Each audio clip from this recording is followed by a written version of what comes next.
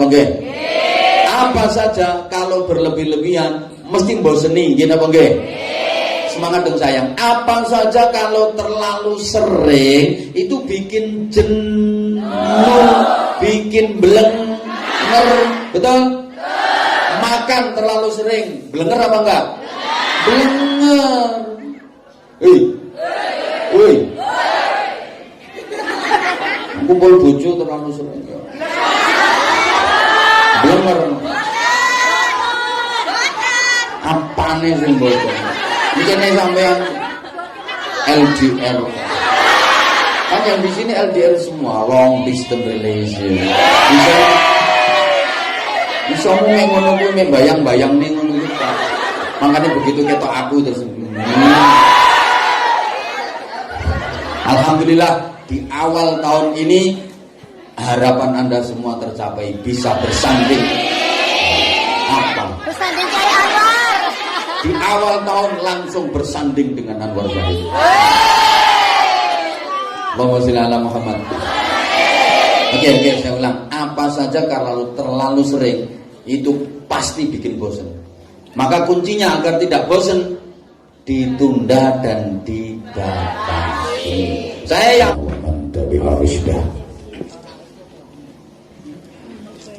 Subhanaka la ilma lana illa ma 'allamtana innaka antal alimul hakim. Rabbi shrah li sadri wa yassir li amri wahlul 'uqdatam min lisani yafqahu qawli waj'al li waziran min ahli. Rabbana iftah bainana wa baina qaumina bil haqqi wa anta khairul fatihin. Rabbana atina min ladunka rahmah wa hayyi' lana min amrina rasyada.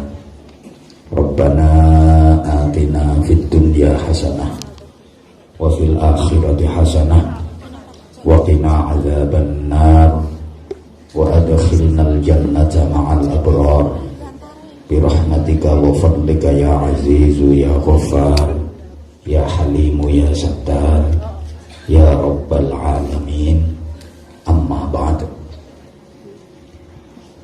Majelis zikir ilham yang dikomandani Bunda Nuris radhiyallahu anha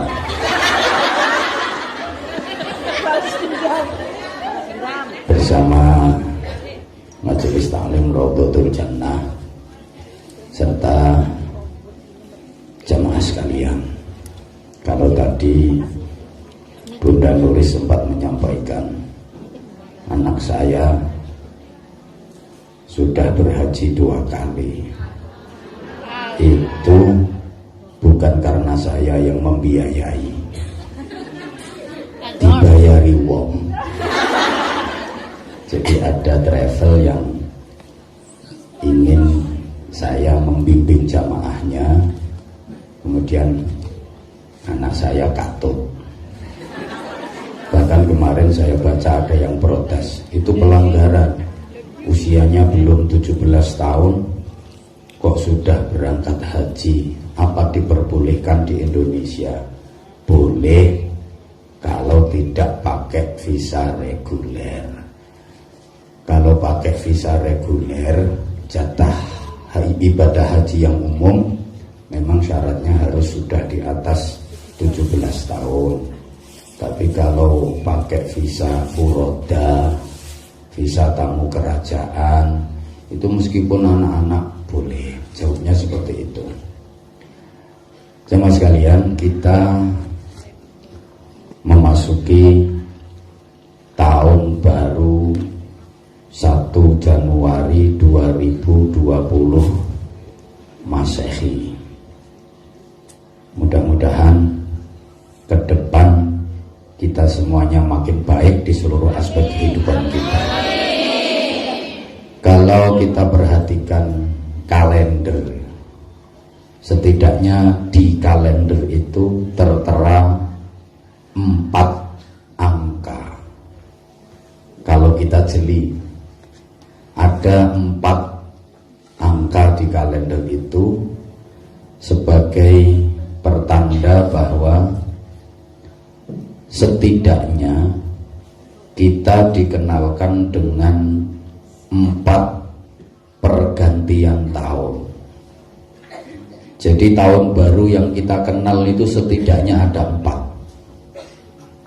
Ada tahun baru 1 Muharram, ada tahun baru 1 Syuro, ada tahun baru 1 Januari, dan nanti tanggal 25 Januari ada tahun baru lagi, namanya tahun baru Imlek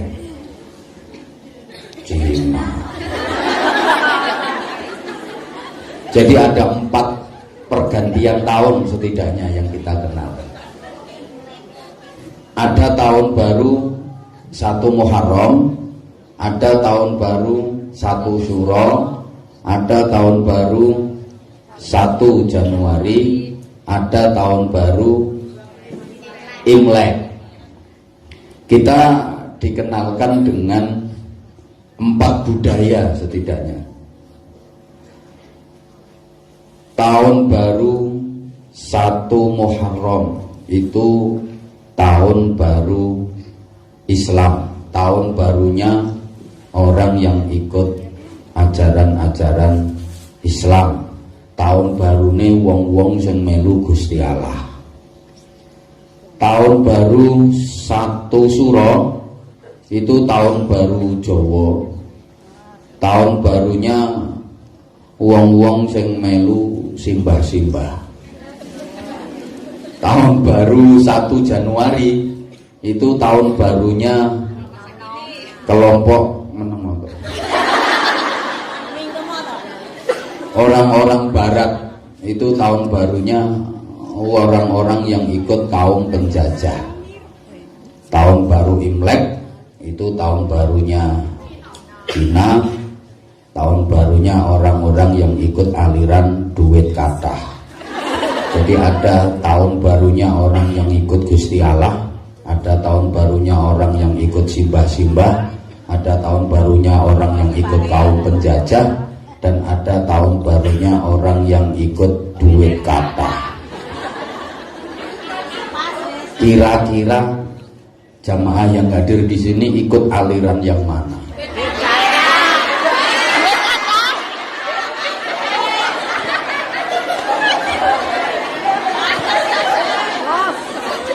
Satu Muharram itu disebut tahun baru Islam, tahun barunya orang-orang yang berpegang teguh pada syariat, akidah, dan akhlakul karimah. Orang-orang yang menjalankan ibadah sesuai dengan ajaran agama, berpegang teguh pada akidah yang lurus, ahlu sunnah wal jamaah, dan menjunjung tinggi akhlakul karimah. 1 Syuro itu tahun barunya budaya Jawa yang primitif, yang identik dengan klenik, mistis, apa namanya? Pokoknya klenik, mistis, primitif, ya ngono-ngono itu. Sedangkan 1 Januari ini tahun barunya orang-orang barat yang kapitalis, higienis, hedonis, kapitalis, materialis, yang pragmatis. Wis pokoknya gak ngerti ya wis. ISIS, mistis itu yang Jawa. Kemudian tahun baru, nah satu lagi ya, kita pun nggak bisa lepas dipengaruhi oleh budaya Asia Pasifik, terutama Cina, yang punya prinsip bahwa hidup itu hanya di dunia saja, tidak ada kehidupan setelah kematian. Jadi lek wis bar mati yo wis entek ceritane. Nah, misalnya perjalanan waktu ini kok dibikin bersamaan. Jadi 4 tahun baru ini misalnya kok pas bareng dalam 1 hari, dan semuanya dirayakan. 1 Muharram dirayakan di masjid, acaranya ngaji. 1 Suro dirayakan di laut, acaranya larung sesaji. 1 Januari di lapangan lebar luas alun-alun, acaranya penyanyi campur sari dan kembang api. Sedangkan Imlek acaranya barongsai. Jadi ada barongsai, ada campur sari penyanyi kembang api, ada larung sesaji, ada ngaji. Kira-kira yang paling sepi yang mana?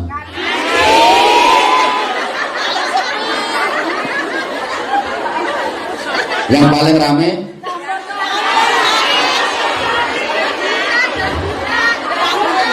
Alhamdulillah, hari ini meskipun ada yang bertentangan dengan hati nurani, setidaknya kita dipaksa oleh Allah untuk kumpul ngaji di sini. Kita berharap mudah-mudahan apa yang kita harapkan, apa yang kita cita-citakan ke depan bisa tercapai. Kemudian hajat-hajat kita fiddin wa dunya wal akhirah dikabulkan oleh Allah Subhanahu wa taala. Saya hanya ingin mengingatkan kembali bahwa manusia hidup pasti punya harapan. Ada harapan-harapan asasi yang semua manusia pasti ingin tapi kadang-kadang tidak bisa mencapai. Setidaknya ada 6 harapan asasi hidup manusia muslim muslimah agar hidup kita benar-benar bermakna dan berfaedah. Allahumma sholli ala Muhammad. Ini saya mengingatkan kembali dulu. Wong judulnya Sehari Bersama Anwar Zahid. Tapi aku nggak mau kalau sehari. Nyonyor nang kene terus. Enggak sampai sehari lah. Secukupnya saja.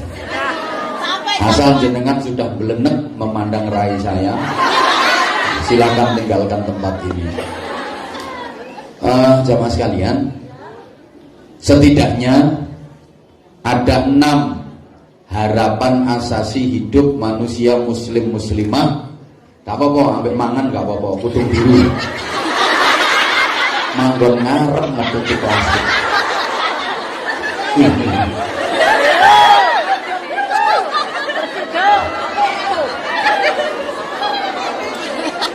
Agar hidupnya bermakna, setidaknya ada 6 harapan asasi. Yang pertama apa? Lupa. Ya dulu kok belum. Dulu nggak tahu, sekarang lupa. Pertama, hidup itu harus selamat. Yang kedua, hidup itu harus sehat. Yang ketiga, hidup itu harus bisa merasakan nikmat. Yang keempat, hidup itu harus manfaat. Yang kelima, hidup itu harus terhormat. Dan yang keenam, hidup itu harus sukses dunia akhirat. Nggak usah banyak-banyak, 6 saja ini. Dan kita sebenarnya diingatkan setiap hari tentang 6 harapan asasi hidup manusia ini. Yang pertama apa? Ayo ngomong. Maka kalau aku ngomong tuh didengerin sayang. Ini juga merupakan doa, dan doa itu harus realistis ya. Doa itu harus masuk akal. Jadi berdoa kalau nggak realis itu pelecehan itu. Kayak sampean misalnya berdoa, ya Allah jadikan aku istrinya presiden. Itu namanya doa yang nggak realis. Ya Allah panjenengan maha kuwasa, ya Allah jenengan pun pengalaman dados pangeran Gusti. Enggak kan gitu hatinya Kiai. Saya punya ayam, bikin telur ayam saya itu sebesar bola voli. Itu namanya pelecehan malah. Sesuatu yang nggak mungkin. Pertama apa tadi? Selamat. Kedua, sehat. Ketiga, nikmat keempat, manfaat kelima, terhormat yang keenam, sukses dunia akhirat. Udah, nanti dibikin status atau story, dibikin snap, dibikin bumerang, terserah. Monggo, yang penting dihafal nih. Kalau perlu nanti ditulis di tembok kamarmu yang kecil itu. Loh, kamar majikanmu aja kecil, apalagi kamarmu. Kan biasanya diselepet ngono pinggir WC to manggon. Biar apa pelecehan nyatane ngono tenang. Ini dapur. Ndelek katok ae kangelan. Ayo diulang. Pertama apa? Selamat. Yang kedua sehat. Yang ketiga nikmat. Yang keempat manfaat. Yang kelima terhormat. Yang keenam sukses dunia akhirat. Nah kayak gini dong, udah cantik, pinter. Betul dasar. Pertama, hidup itu harus selamat, dan kita diajarkan untuk itu. Semua ingin selamat, bahkan orang mati saja didoakan agar selamat. Maka kalau kita melewati makbarah, dianjurkan untuk mengucapkan salam, mendoakan penghuni makbarah, mendoakan penghuni alam kubur agar mendapatkan keselamatan. Assalamualaikum dar qaumin mu'minin wa inna insyaallahu bikum lahiqun. Enggak hafal? Pantes. Penggaweane ngosek wis. Gini loh. Kalau Anda melewati makbarah suka mengucapkan salam, maka nanti ketika Anda sudah menjadi penghuni makbarah, orang-orang yang melewati kuburan Anda pun akan mengucapkan salam. Nek saiki sampean sik urip gak gelem salam ketika melewati makbarah, makbarah orang Islam lho ya. Nggih. Nang kuburane jenengan assalamualaikum. Gak usah. Gak masuk. Lek saiki sampean sik urip nek lewat kuburan gak gelem ngulo salam, engko giliran sampean mati, orang-orang yang lewat kuburanmu males ngucapno salam. Nah, salam itu bermakna doa. Assalamualaikum, semoga keselamatan itu atas kalian semua. Lha iki lho apike wong Islam. Jangankan dengan yang masih hidup, dengan yang sudah mati saja masih nyambung komunikasi, masih saling mendoakan. Ini ajaran.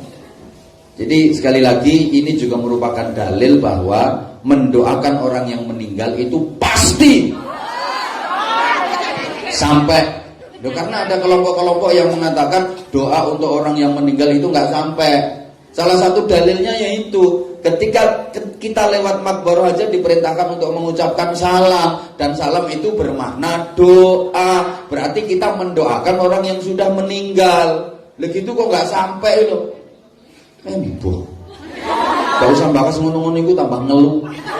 Makanya saya sering bilang ketika ada orang yang mengatakan siapapun dia, ustadz siapapun dia, kalau dia bilang mendoakan orang yang sudah meninggal gak akan sampai, gak usah didengerin. Orang itu ngopinya kurang jauh. Bismillah.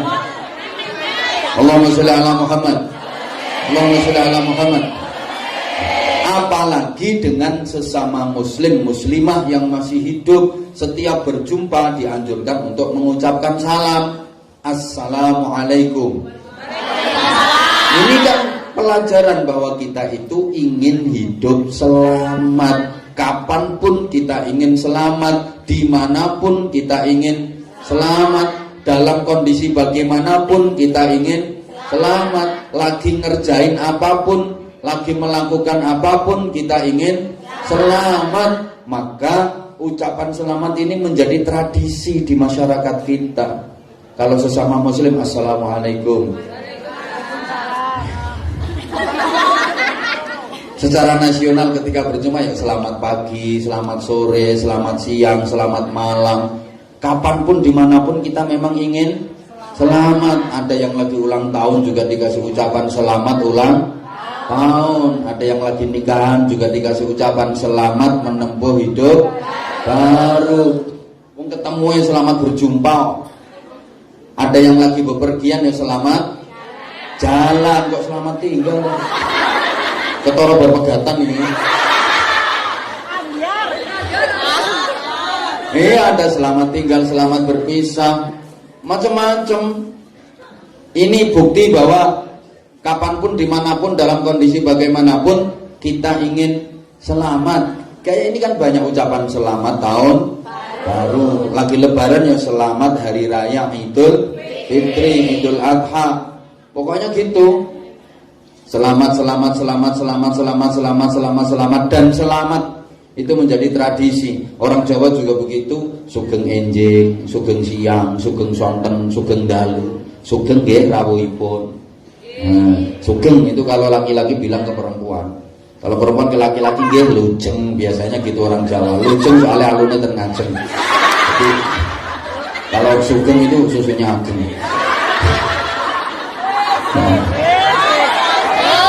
Boom. Ben gak ngantuk. Nah.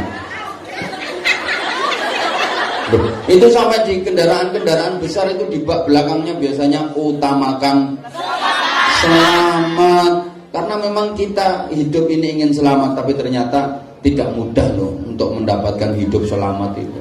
Nggak mudah. Kadang-kadang mesti hati-hati seorang selamat.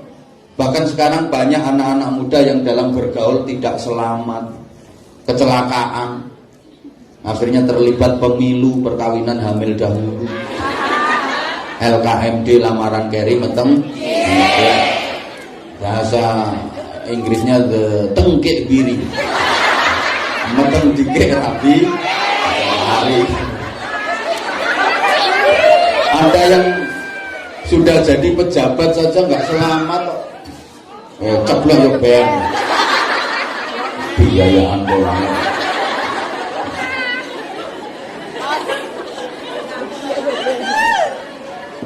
Maaf, yang sudah punya ganteng pisan kabeh.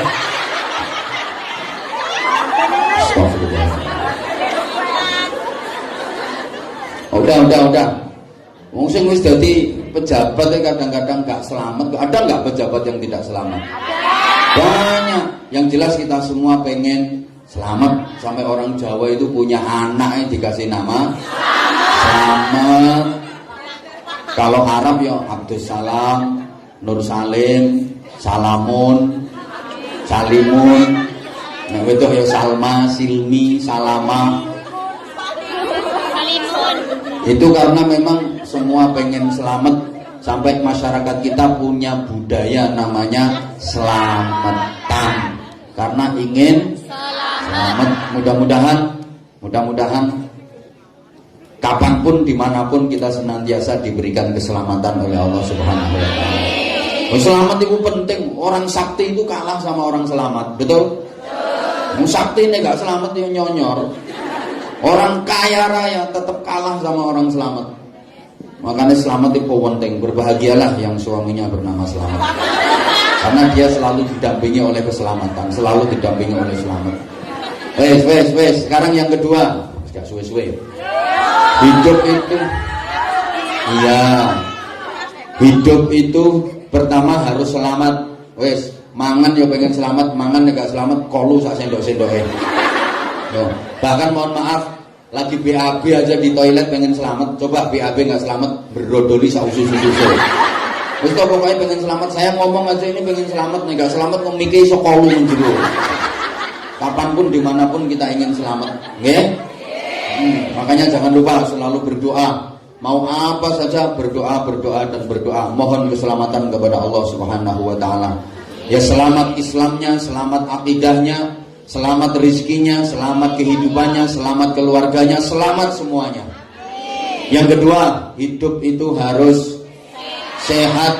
Maka setiap berinteraksi, interaksi itu bahasa Inggrisnya the serawung, gembul karo masyarakat, dengan relasi, dengan teman, kita selalu dianjurkan agar siap. Baru mulai. Siap komandan. Kita harus selalu sehat. Makanya kalau ketemu setelah Assalamualaikum, Waalaikumsalam, gimana kabarnya?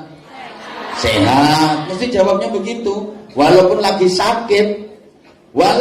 sakit, ketika ditanya gimana kabarnya? Sehat. Padahal raine tempelan koyok 4 likur. Nggak ada orang gimana kabarnya sehat? Sehat apa nih? Bar mencret ping 22. Semencret apapun ketika ditanya jawabnya tetap sehat. Yang nanya juga gitu, gimana kabarnya sehat kan? Ngono, nggak ono. Piye kabare? Gering dong, nggak ada.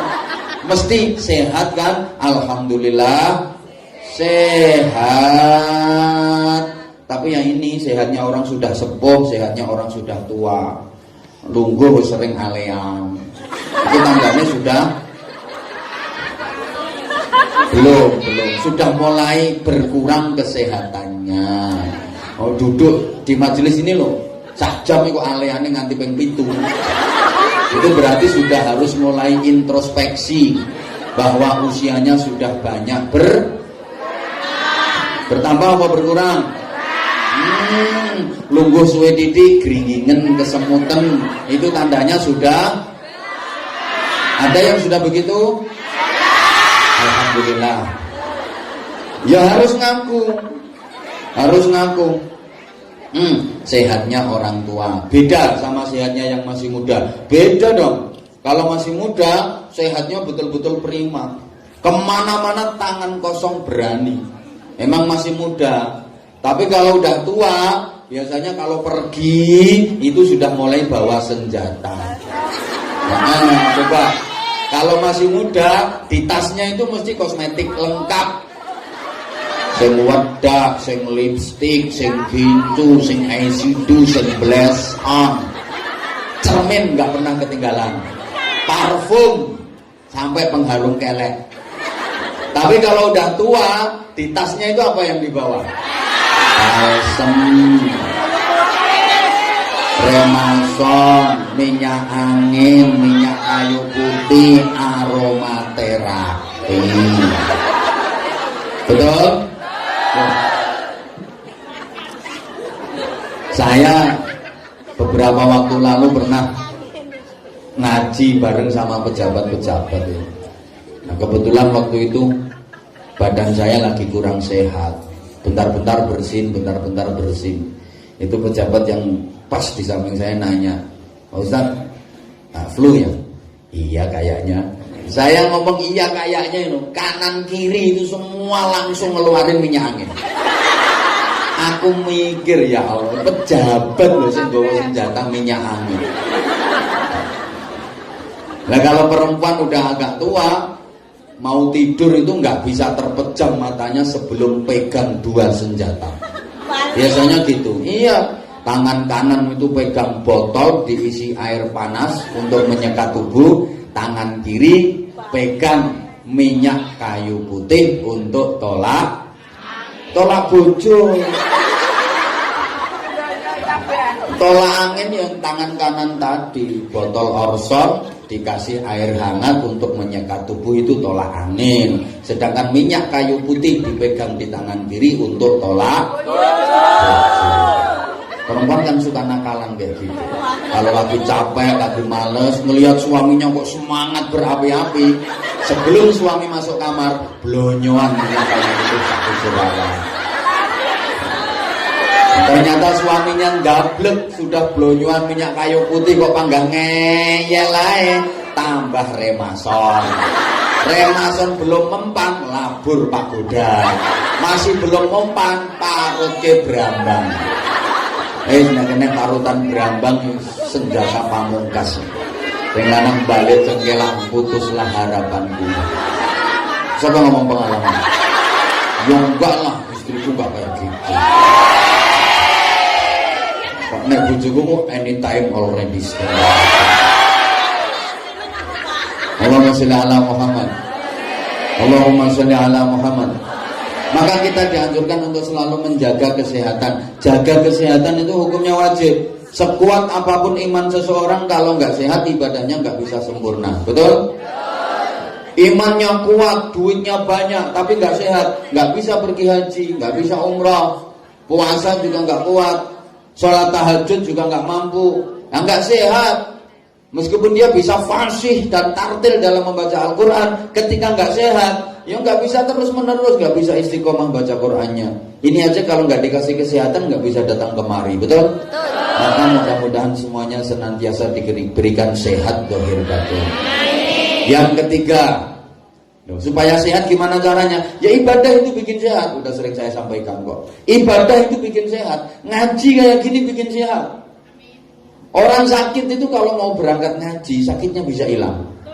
Saya itu sering ngerasa kayak gitu. Jadi mau berangkat ngaji itu tubuh rasanya lemes, kadang demam. Begitu dipanggil naik panggung ngaji, sehat saya. Soalnya apa oleh? Pikiranmu. Ya mau dapat. Ya mau dapat ilmu manfaat, mau dapat barokah, mau dapat saudara, dapat pahala silaturahim gitu loh. Pikiranmu ngomong. Jadi ukur awake dhewe. Puasa itu juga bikin sehat. Sumu tasihu, berpuasalah kalian maka pasti kalian akan sehat. Banyak loh penyakit yang secara medis gak bisa disembuhkan, sembuhnya dengan berpuasa. Sholat bikin sehat. Tidak ada gerakan-gerakan senam yang lebih menyehatkan kepada organ-organ tubuh bandingi sholat itu tidak ada. Tapi jangan dikira, jangan dianggap kalau sholat itu senam loh ya. Karena turun jadi guli-guli begitu itu dianggap senam. Ya enggak, itu memang gerakan-gerakan yang subhanallah diatur sedemikian rupa oleh Allah Subhanahu wa taala melalui bimbingan Rasulullah sallallahu alaihi wasallam agar manusia itu senantiasa diberikan kesehatan. Orang itu kalau sholatnya full, sholatnya benar, mesti hidupnya sehat. Pasti. Yo disiplin, yo sehat. Nah, sampai kadang-kadang kok ngring-ngringan. Ya mungkin perlu diteliti tentang sholatnya. Hidup kok kurang damai, mungkin perlu diteliti tentang sholatnya. Kayak kemarin saya ceritakan, saya itu ada teman, dia itu kaya raya, rumahnya entah berapa, dia punya villa entah berapa, perusahaannya banyak, istrinya cantik luar biasa. Cara kene no kaya dia. Alah kaya rasa ngacung. Orang rumah sang. Oh iya kaya kuwi. Kaya kuwi sing rumangsa kuwi. Kaya kuwi. Dia rutin puasa Senin Kamis. Satu ketika datang, saya ini tahu sendiri kan sampean. Ya ada apa? Aku ngomong gitu. Ya hidup saya lumayan berkecukupan. Batinku ya gak berkecukupan tok. Luweh. Untung-untungan duit. Istri saya juga cantik. Saya rajin puasa Senin Kamis. Tapi kenapa ya batin saya kok gak bisa tentrem? Waktu itu saya jawab gini. Mungkin kualitas sholat Anda yang perlu diperbaiki. Kalau kemarin-kemarin ngelamunnya masih 90%, ya sekarang dikurangilah ngelamunnya, tinggal 60% apa berapa. Jawabnya dia apa? Sholat. Kalau sholat memang saya belum mengerjakan. Ini kan aneh tuh, sampean itu gimana? Wong puasa Senin Kamis rutin kok sholat gak pernah, itu kan yang aneh tuh. Katanya dia apa? Saya itu kalau sholat itu gak bisa bacaan-bacaannya itu. Bisa saya itu cuma Fatihah saja. Ya, tak bilangin sama saya, sampean itu gimana? Bacaan sholat itu cuma Fatihah itu tok. Masa ya? Sampean panggil saya kiai kok masa? Kalau nggak percaya ya jangan panggil saya kiai. Bacaan sholat itu ya Fatihah itu. Bahkan misalnya Fatihah nggak bisa, ya nggak usah baca Fatihah. Bisamu apa? Bisamu misalnya Allahu Akbar, karena sering dengar orang demo itu Allahu Akbar, Allahu Akbar. Bisamu cuma Allahu Akbar, sholat itu cuma Allahu Akbar, Allahu Akbar, Allahu Akbar, Allahu Akbar, Allahu Akbar 7 kali. Allahu Akbar, Allahu Akbar, Allahu Akbar, Allahu Akbar, Allahu Akbar, Allahu Akbar. Sah kok kalau memang belum bisa. Sambil belajar. Tanyakan kiai seluruh Indonesia, yang kiai beneran loh ya. Jangan kiai-kiaian. Kalau emang nggak bisa baca itu aja sah kok. Terus dia ngomong, lah saya ngelihat orang sholat itu waktu rukuk, waktu sujud dia kok umi-umi. Dia kok umi-umi.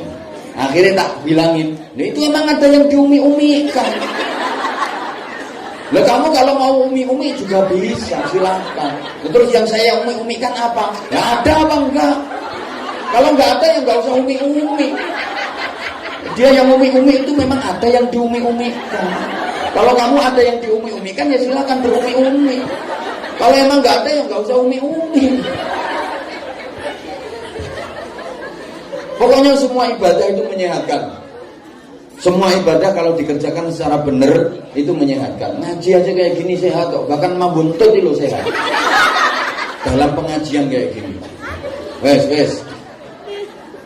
Ini jangan dianggap remeh loh ya. Cuma kalau mabuntut jangan bilang. Masih ingat kan ceritanya Hatim Al-Hasyam? Ini namanya judulnya Sehari Bersama Anwar. Jadi sekarang pun ngomong. Masih ingat kan kisahnya Hatim Al-Hasyam? Seorang pemuda biasa, santri biasa, diangkat jadi waliullah, jadi kekasihnya Allah. Karena apa? Menutup aib orang lain. Ini si Hatim ini kan jualan di pasar, ngedep toko. Ngedep toko itu bukan berarti dia di depan toko terus ngedep ini. Jualan, bahasa Jepangnya dodolan. Ini kalau saya ngomong dodolan yang nggak paham nanti berarti dodoli. Angel musuh wong on. Hatim, udahlah dengar sayang, dengar. Hatim Al-Hasyam ini santri biasa, dia jualan di toko. Ya mesti masuk jualan di geruduk. Di pasar ya, di pasar. Nunggu toko. Lah koyo kire nunggu toko pikirannya. Mbok dia ya. Ya. Apa ya pasti. Paham. Ya wis pokoknya jualan lah.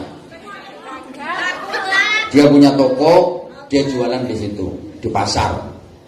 Nah, satu ketika ada cewek mau belanja. Halo? Kebetulan tokonya lagi sepi. Begitu sampai di toko, ini si cewek entut. Ya, kentutnya kenceng lagi. Ya mungkin karena dia malu kan, mau kentut, kudu ngentut, akhirnya diempet ditahan. Lah entut itu kalau ditahan kan semakin kenceng. Semakin berusaha ditahan, ternyata dia tetap keluar. Ngono tok. Nah, karena ditahan kan,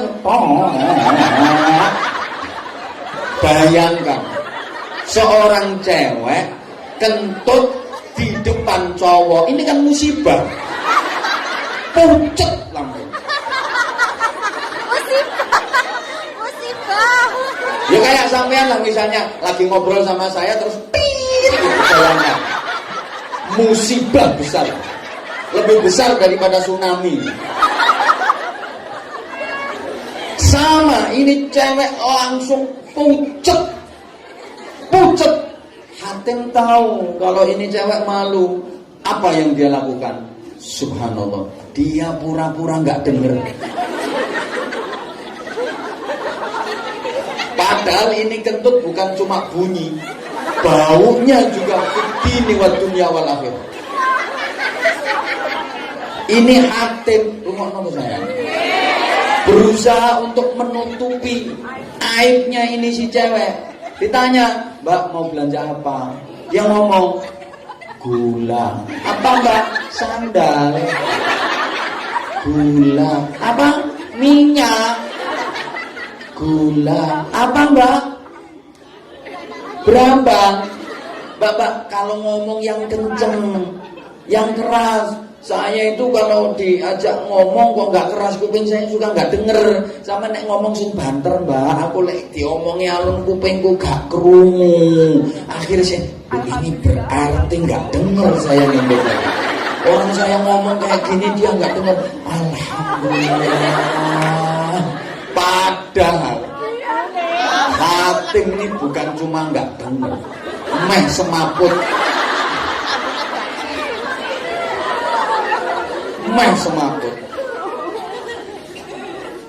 Gara-gara tertutup aibnya, akhirnya ini alhamdulillah berarti dia nggak dengar saya ngentut tadi. Biasa, hilang pucetnya, hilang malunya. Lo gara-gara itu Hatim yang santri biasa diangkat jadi wali sama Allah Subhanahu wa taala, dijadikan kekasih Allah. Ngono lho. Makane sampean gak ono kancane ngentut kok sambat, berarti angel dadi wali. Angel dadi wali. Dadi sing bener ya gimana? Yo wis pura-pura enggak denger. Ana kancane tut. Sama yang menengahi, coba terus golek iki wae sapa gitu. Mampu yo coba teng golek wae sapa gitu. Aja ngono. Adik, ayo sapa sing ngentut sing ayo. Tapi sampeyan aja ngomong ngene, sekarang kurung koncone Tin, aku lek eneng ngentut ngene iki ra krungu. Ya mbok nek swara liyane aku krungu, tapi lek ngentut ngene iki aku gak krungu.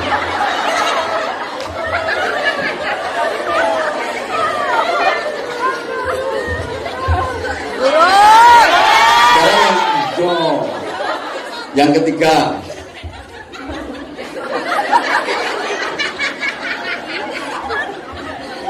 number 3,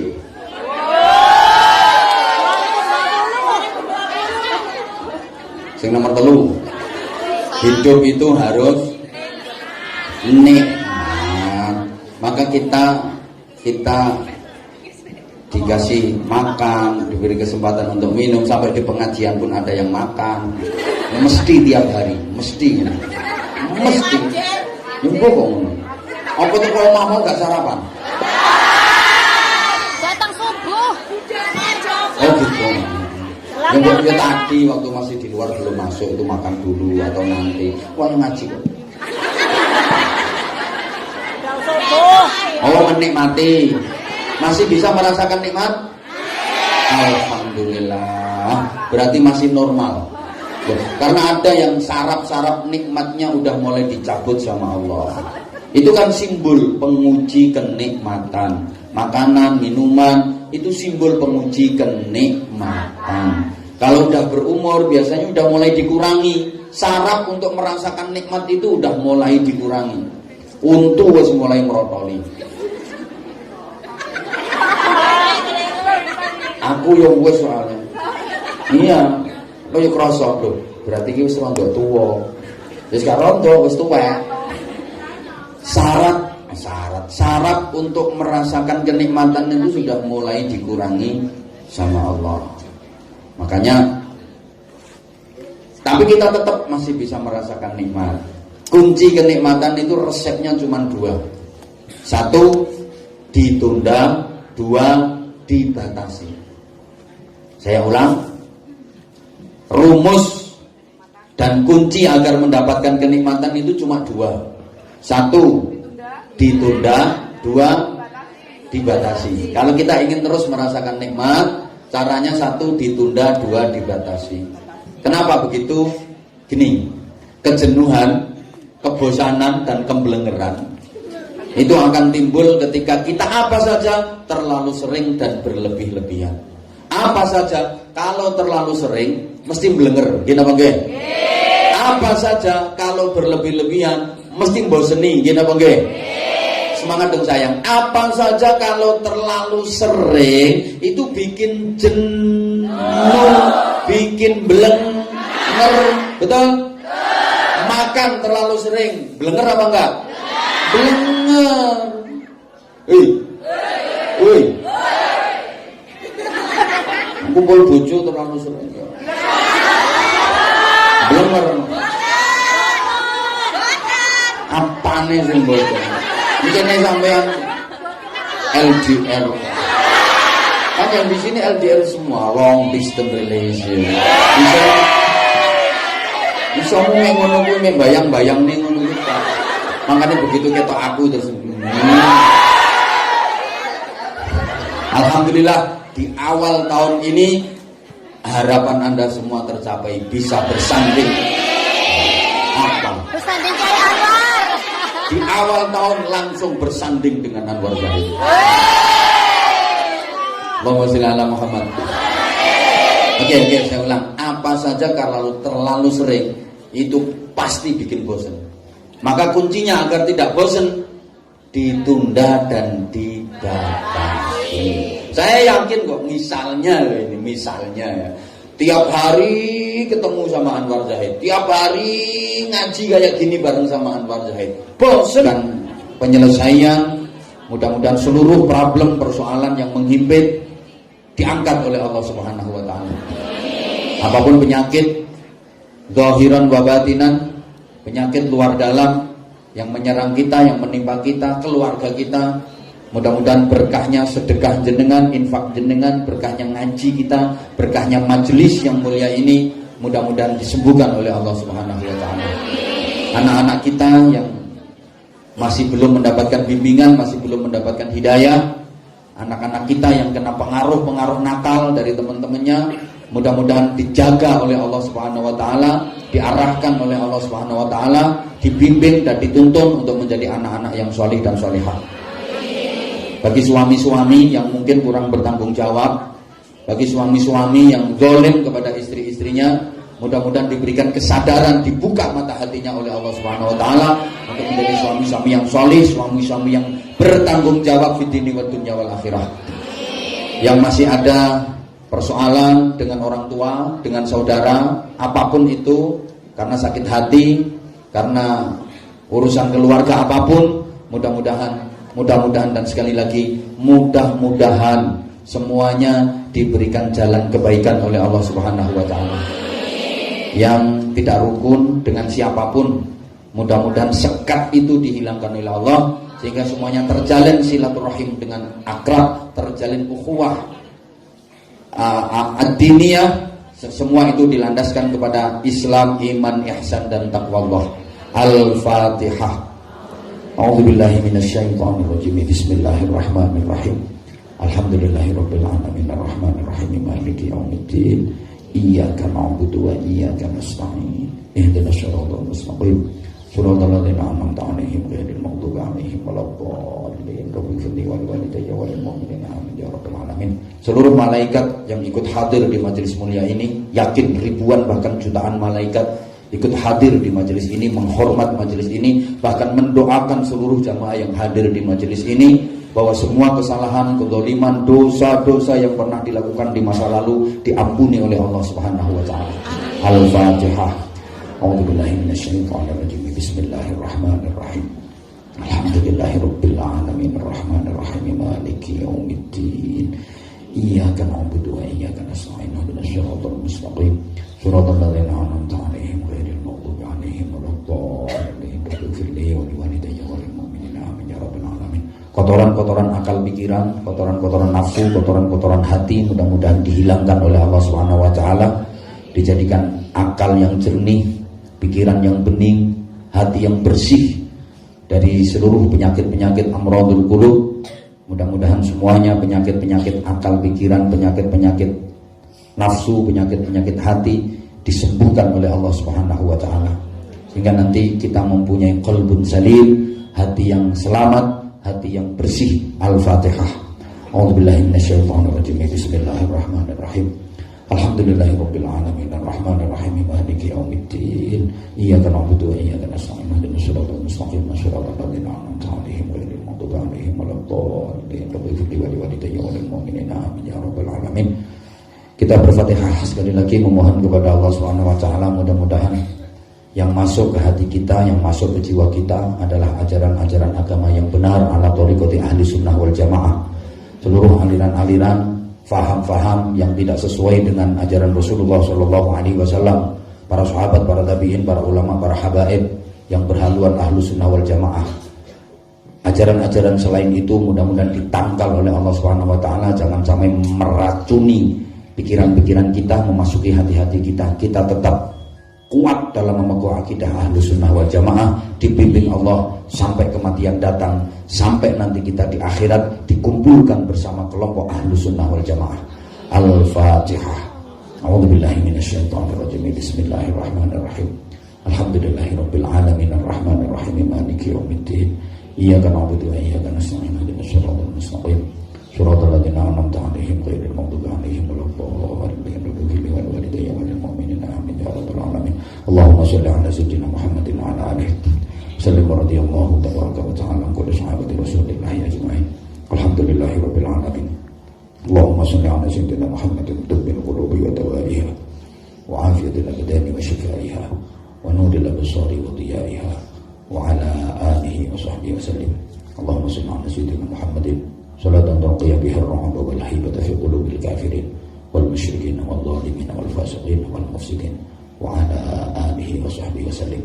Allahumma shalli ala sayyidina Muhammadin salatan tus'u biha alaina al-arzaq wa tuhassinu biha lana al-akhlaq wa ala alihi wa sahbihi wa sallim. Rabbana zalamna anfusana wa illam taghfir lana wa tarhamna lanakunanna minal khasirin. Ya Allah, ya Rahman, ya Rahim, ya Dzal Jalali wal Ikram. Wahai yang Maha menatap, wahai yang Maha mendengar, wahai yang Maha gagah, wahai yang Maha perkasa, wahai yang Maha sempurna, wahai yang Maha segalanya. Inilah kami ya Allah, hamba-hambamu yang berlumur dosa, hamba-hambamu yang bergelimang maksiat, hamba-hambamu yang banyak berbuat kezaliman, banyak melakukan dosa. Bersimpuh di hadapanmu ya Allah, memohon maghfirahmu ya Allah, di majelis yang mulia ini, di acara yang mulia ini, di tempat yang mulia ini. Kami memohon kepadamu yang maha mulia, curahkan maghfirahmu, curahkan ampunanmu ya Allah. Sekelam apapun masa lalu kami, ampuni ya Allah. Seburuk apapun kelakuan kami di masa lalu, maafkan ya Allah. Sebanyak apapun kesalahan kami, hapuskan ya Allah. Sejelek apapun aib-aib diri kami, ampunkan ya Allah. Ya Allah, kami selalu menganiaya diri kami. Kami banyak berbuat zalim kepada diri kami, kepada orang tua kami, kepada keluarga kami, kepada suami kami, kepada anak-anak kami. Kami belum bisa melakukan yang terbaik untuk kedua orang tua kami. Kami belum bisa menjadi orang tua yang baik dalam mendidik anak-anak kami, mengantarkan mereka agar menjadi sholih dan sholihah. Kami mohon ampunanmu ya Allah. Kami mohon ampunanmu ya Allah. Di usia kami sampai hari ini, Engkau maha tahu apa yang terbersih di hati kami. Engkau maha tahu apa yang kami lakukan. Kemaksiatan apa yang kami lakukan. Kezaliman apa yang kami lakukan. Engkau tahu semuanya ya Allah. Karena itu, melalui majelis yang mulia ini, melalui jamaah ini ya Allah, kami mohon kepada-Mu, ampunkan semua itu ya Allah. Ampunkan dosa-dosa kami. Jangan sampai kelak kami menghadap-Mu masih ada dosa-dosa yang tersisa. Kami yang berselimut dosa, kami yang bergelimang maksiat, hanya bisa memohon ampunan-Mu ya Allah. Karena keterbatasan kami, karena keterbatasan waktu kami, karena keterbatasan tenaga kami belum bisa mencurahkan sepenuhnya ibadah kami kepada-Mu ya Allah. Kami semuanya ikut majikan ya Allah. Kami penuh dengan keterbatasan ya Allah. Ingin rasanya kami bersimpuh di hadapan-Mu memohon ampun. Karena kami belum bisa menjalankan sholat sebagaimana mestinya. Kami belum bisa membaca Al-Quran sebagaimana mestinya. Kami belum bisa berzikir kepada-Mu sebagaimana mestinya. Suatu saat nanti kami berjanji ya Allah, ketika waktunya tiba, ketika waktunya luang, ketika waktunya lapang, kami akan menebus semua itu. Jadikan kami orang-orang yang ahli tahajud ya Allah. Jadikan kami orang-orang yang ahli berzikir ya Allah. Jadikan kami orang-orang yang ahli dalam memohon ampunan dan memohon rahmat-Mu ya Allah. Jadikan kami orang-orang yang hatinya selalu tertaut kepada-Mu. Jadikan kami orang-orang yang selalu mendukung perjuangan di jalan-Mu. Rabbana taqabbal minna innaka antas samiul alim wa tub 'alaina ya maulana innaka antat tawwabur rahim. Kami sadar ya Allah, kami ini bodoh dalam urusan agama. Kami ini bodoh dalam ilmu-ilmu agama. Bahkan kadang-kadang ibadah kami hanya kami lakukan asal Engkau terima ya Allah. Kami sadar ya Allah, kami ini lemah, kami ini zalim, kami ini bodoh. Maka kirimkan kepada kami orang-orang yang bisa membimbing kami, mengantarkan kami menuju ridha-Mu, membimbing kami agar ibadah kami yang hanya segini-gininya ini Engkau terima ya Allah. Rabbana atina fid dunya hasanatan wa fil akhirati hasanatan wa qina adzabannar wa qina adzabannar wa qina adzabannar. Ya Allah, jika ada barang haram yang masuk ke tubuh kami, makanan haram, minuman haram atau apapun yang berkaitan dengan yang haram ada pada tubuh kami, bersihkan ya Allah, bersihkan ya Allah, bersihkan ya Allah. Sucikan batin dan hati kami dari kotoran-kotoran hati, dari kotoran-kotoran akal pikiran. Ya Allah ya Rahman ya Rahim.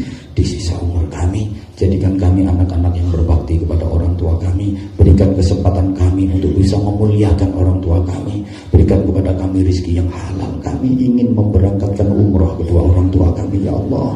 Kami ingin bisa memberangkatkan haji kedua orang tua kami ya Allah. Bahkan kami ingin menggandeng mereka, berangkat bersama mereka ya Allah, bersimpuh di hadapan Ka'bah-Mu ya Allah. Kami ingin bersimpuh di Masjidil Haram. Kami ingin berziarah ke makam Rasulullah Sallallahu Alaihi Wasallam bersama orang tua kami, bersama keluarga kami. Ya Allah, kabulkan hajat kami ya Allah, kabulkan hajat kami ya Allah. Hanya kepadamu kami memohon,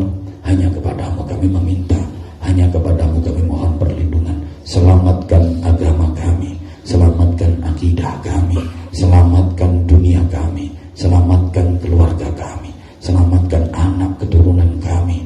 Rabbana atina fid dunya hasanah wa fil akhirati hasanatan wa qina adzabannar wa qina adzabannar wa qina adzabannar. Rabbana khatim lana bil iman wal islam wa husnul khatimah. Ya Allah, ketika kelak waktunya tiba, kami harus menghadap kepadamu. Panggil kami di tempat yang terbaik, panggil kami pada saat yang terbaik, panggil kami pada waktu yang terbaik. Kumpulkan kami bersama orang-orang yang kami cintai. Jangan cabut nyawa kami di saat kami sendirian, ya Allah. Jangan cabut nyawa kami di saat kami takut berpisah dan berat untuk meninggalkan keluarga yang kami sayangi. Ya Allah, ambil kami menghadapmu nanti pada waktu yang terbaik, ketika kami sedang melakukan ibadah, ketika kami sedang melakukan kebaikan. Ya Allah, panggil kami menghadapmu ya husnil khatimah, ya husnil khatimah.